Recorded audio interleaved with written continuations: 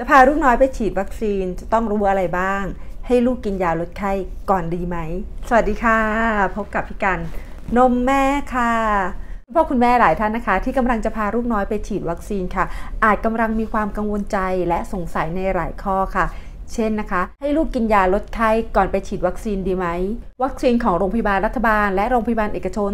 แตกต่างกันหรือเปล่าและถ้าลูกเป็นไข้หรือมีอาการข้างเคียงจากการฉีดวัคซีนจะต้องดูแลอย่างไรในคลิปนี้ค่ะพี่กันก็จะมาบอกถึง10ข้อควรรู้ค่ะก่อนที่คุณพ่อคุณแม่จะพาลูกไปฉีดวัคซีนค่ะเพื่อไขข้อข้องใจให้กับคุณพ่อคุณแม่และทราบถึงวิธีการปฏิบัติตัวที่ถูกต้องค่ะก่อนรับฟังค่ะก็อย่าลืมกดติดตามเป็นกำลังใจให้กับพี่กันและกดกระดิ่งเพื่อรับข้อมูลความรู้ดีๆจากพี่กันค่ะ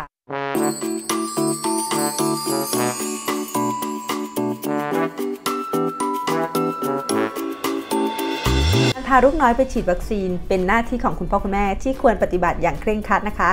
โดยก่อนที่จะพาลูกน้อยไปฉีดวัคซีนคุณพ่อคุณแม่จำเป็นจะต้องรู้10ข้อควรรู้ที่พี่กันนำมาฝากดังต่อไปนี้ค่ะข้อแรกนะคะการให้ลูกกินยาลดไข้ก่อนพาลูกน้อยไปฉีดวัคซีนพี่กันมักได้ยินว่าคุณพ่อคุณแม่หลายท่านค่ะมักนิยมนะคะในการให้ลูกกินยาพาราหรือยาลดไข้ก่อนพาลูกน้อยไปฉีดวัคซีนค่ะเพราะว่ากลับมาลูกน้อยจะได้ไม่เป็นไข้การให้ลูกกินยาลดไข้ก่อนพาลูกน้อยไปฉีดวัคซีนนั้นเป็นสิ่งที่ไม่ควรทำและไม่จำเป็นค่ะเนื่องจากว่าการที่ลูกน้อยกินยาลดไข้หรือพาราเซตามอลก่อนไปรับวัคซีนจะส่งผลให้ลดประสิทธิภาพของวัคซีนลงค่ะข้อที่2ค่ะหากลูกเป็นหวัดมีไข้มีน้ำมูกจะไปฉีดวัคซีนได้ไหมลูกน้อยของเรานะคะก็มีอาการป่วยเป็นหวัดมีน้ำมูกนะคะคุณพ่อคุณแม่ก็ไม่กล้าพาไปฉีดวัคซีนค่ะโดยส่วนใหญ่แล้วคุณหมอส่วนใหญ่นะคะหากลูกน้อยมีอาการไข้หวัดนะคะแต่ว่าไข้ไม่ได้สูงมีน้ำมูกไอจามนิดหน่อยนะคะคุณหมอจะฉีดวัคซีนให้กับลูกน้อยค่ะยกเว้นกรณีที่ลูกมีไข้สูงค่ะดังนั้นค่ะหากลูกของคุณพ่อคุณแม่นะคะมีน้ำมูกไอเพียงเล็กน้อยสามารถพาไปฉีดวัคซีนตามนัดเดิมได้แต่หากมีไข้สูงเกิน38องศา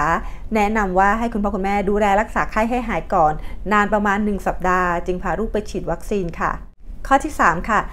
หากไม่สามารถไปฉีดวัคซีนตามนัดของคุณหมอได้เราจะพาลูกไปฉีดก่อนได้ไหม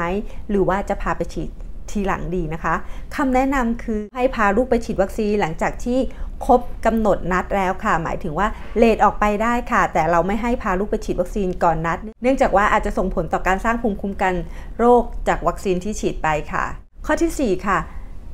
หากลูกมีไข้หลังฉีดวัคซีนนะคะจะทำยังไงดีนะคะสำหรับการมีไข้หลังฉีดวัคซีนนั้นเป็นอาการปกติที่อาจจะเกิดขึ้นได้เนื่องจากว่ามีการสร้างภูมิคุ้มกันในร่างกายค่ะร่างกายมีปฏิกิริยาต่อวัคซีนที่ได้รับไปใหญ่แล้วมีไข้ก็จะหายไปในเวลาประมาณ 1-2 วันยกเว้นนะคะตัว MMR นะคะวัคซีนป้องกันโรคหัดเยอรมันและคางทูมที่ลูกน้อยของคุณพ่อแม่อาจจะมีไข้หลังจากฉีดวัคซีนไปแล้วได้7 วันค่ะการดูแลหากลูกน้อยมีไข้นะคะหลังจากฉีดวัคซีนนะคะพี่กันก็แนะนำว่า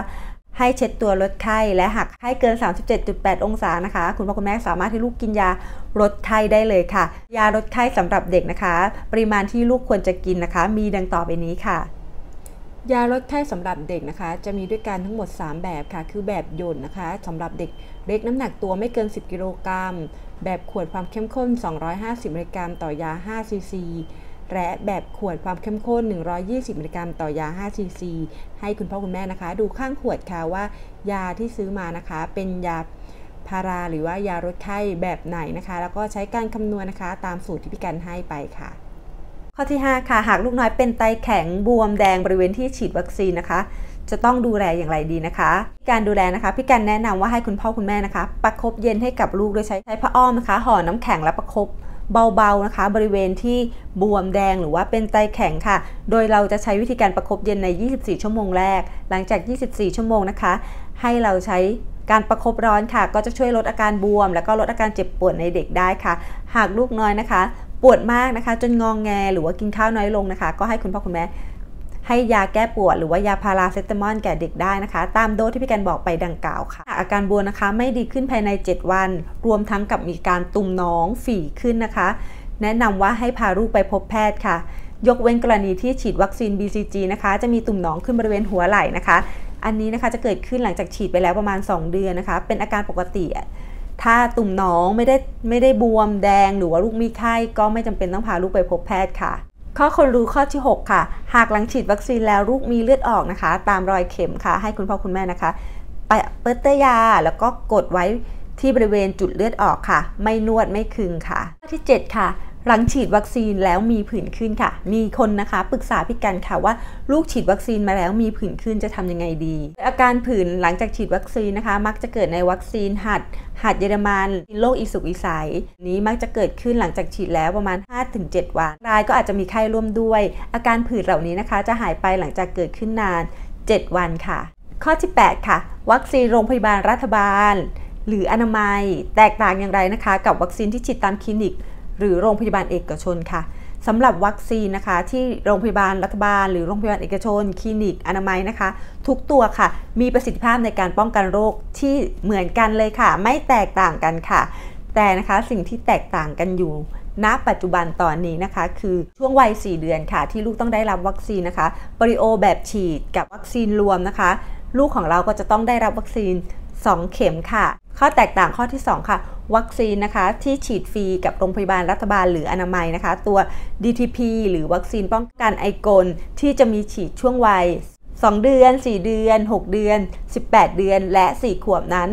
เป็นตัวที่ฉีดที่โรงพยาบาลเอกชนหรือคลินิกนะคะที่มีราคาค่อนข้างสูงจะเป็นวัคซีนที่ไม่มีเซลล์ค่ะอาการข้างเคียงจากภาวะไข้นะคะก็มีขึ้นน้อยมากค่ะข้อแตกต่าง2 ข้อที่พี่กันบอกไปนะคะคือวัคซีนที่ฉีดฟรีในโรงพยาบาลรัฐบาลหรืออนามัยแต่ถ้าเป็นวัคซีนที่ฉีดเสียตังค์จากโรงพยาบาลรัฐบาลนั้นโรงพยาบาลรัฐบาลหลายโรงพยาบาลนะคะก็มีวัคซีนที่เสียตังค์หรือที่เรียกว่าวัคซีนทางเลือกนี้ให้กับคุณพ่อคุณแม่เลือกด้วยก็จะไม่แตกต่างจากวัคซีนที่ฉีดที่คลินิกหรือโรงพยาบาลเอกชนไม่แน่นะคะอาจจะมีราคาที่ย่อมเยาวกว่าโรงพยาบาลเอกชนด้วยค่ะแนะนำให้คุณพ่อคุณแม่นะคะตรวจสอบราคาก่อนพาลูกน้อยไปฉีดวัคซีนค่ะข้อควรรู้ข้อที่9ค่ะวัคซีนบางตัวนะคะฉีดแล้วลูกก็ยังสามารถป่วยเป็นโรคนั้นได้อยู่ค่ะแต่ความรุนแรงของโรคจะลดลงที่ 50-90% ค่ะเช่นนะคะวัคซีนไข้หวัดใหญ่ค่ะวัคซีนอีสุกอีใสวัคซีนโรตาค่ะและข้อควรรู้ข้อที่10ค่ะการหยอดวัคซีนโรตานะคะหากหลังหยอดแล้วลูกน้อยมีอาการอาเจียนถึงแม้ว่าจะเป็นการอาเจียนหลังจากหยอดเลยนะคะก็ไม่จำเป็นจะต้องหยอดวัคซีนโรตาใหม่ค่ะพอวัคซีนโรตานะคะหลังจากหยอดโดนกระพุ้งแก้มไปนะคะวัคซีนก็จะซึมเข้าสู่ร่างกายในทันทีค่ะไม่จำเป็นต้องหยอดใหม่แล้วก็คุณพ่อแม่ก็ไม่ต้องกังวลว่าลูกจะไม่ได้รับวัคซีนนะคะค่ะก็จบลงแล้วนะคะสำหรับ10 ข้อควรรู้ก่อนพาลูกน้อยไปฉีดวัคซีนค่ะใครอยากรู้เรื่องอะไรนะคะเกี่ยวกับวัคซีนคอมเมนต์ใต้คลิปนี้ได้เลยค่ะใครชอบคลิปนี้ของพี่กันนะคะฝากกดไลค์เป็นกำลังใจให้กับพี่กันด้วยค่ะสำหรับคลิปนี้พี่กันไปก่อนนะคะสวัสดีค่ะ